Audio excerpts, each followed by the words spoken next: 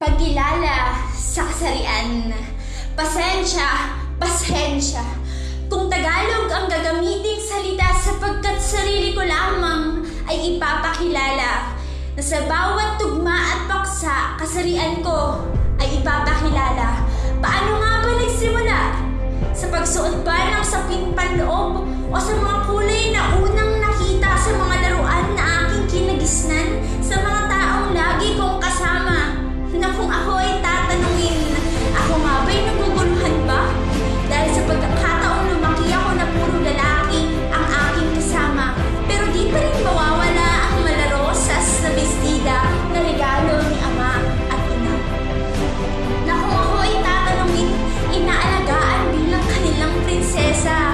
Ako ay babae, pero hindi basta babae lang. Ako ay prinsipe, lalaki tumindig na kung iisiping galawang babae nagkakamali ka dahil kaya lang naman kitang pakisamahan at gawing prinsesa.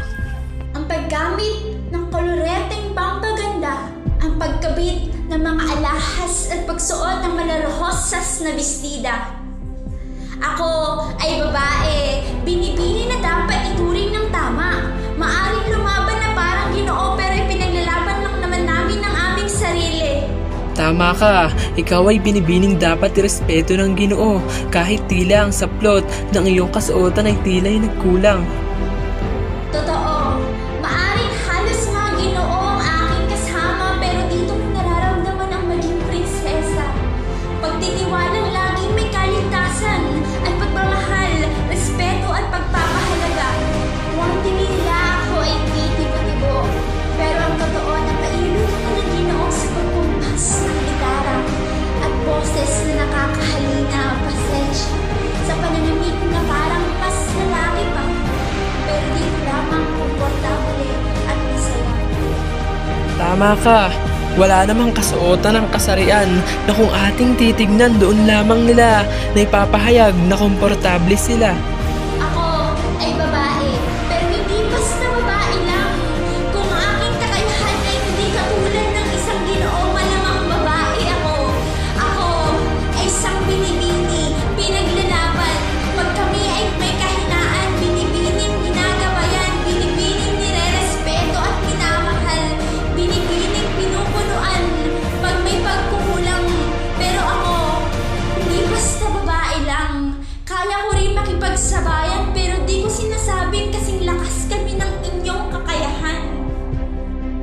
Ako ay lalaki at hindi lalaki lang na kung Ginoo nga talaga ikaw ay aking iingatan na alagaan na kung nagkulang man ito'y aking pupunuan at ganun ka rin naman pasensya sa minsang pagmamaliit ng inyong kakayahan at alam ko ng inyong tinding pag-iisip nga ay nagangahulugan na kayo ay may taglay na ipagmamalaki. Ekspektasyon, refleksyon, na kung susuriin patuloy pa rin ipagmamalaki ang sarili, wala sa liit o sa laki ng ambag ang mahalaga. Kilala ko ang totoong ako. Ako ay babae, pero hindi basta babae lang. Ako ay lalaki at hindi basta lalaki lang. Tao kami, may silbi, may halaga, may emosyon na kung batikos ng mundo hindi kami magpapadala dahil kaya naming manindigan gamit ang aming kasarian, ang aming sariling kasarian. Ngunit nawa sana nating maintindihan Kung meron mang kung meron mang lalaki na nakasuot pang babae sa daan. Kung meron mang babae na naglalakad na ang tindig ay parang tandang. Kung meron mang nakitang kakaiba sa kanilang katawan, ito ay ayos lang. Ayos lang.